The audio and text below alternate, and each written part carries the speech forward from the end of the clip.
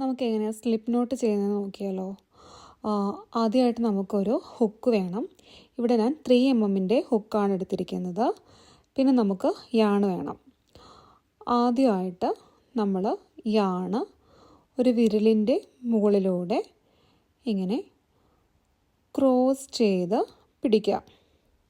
അതിനുശേഷം നമ്മൾ ഹുക്ക് എടുത്തിട്ട്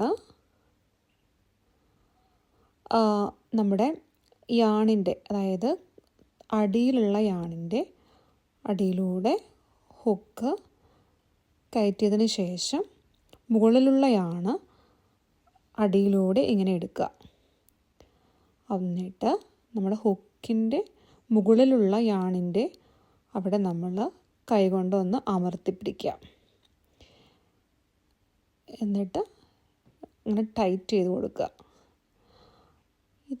ഇങ്ങനെയാണ് സ്ലിപ്പ് നോട്ട് ചെയ്യുന്നത്.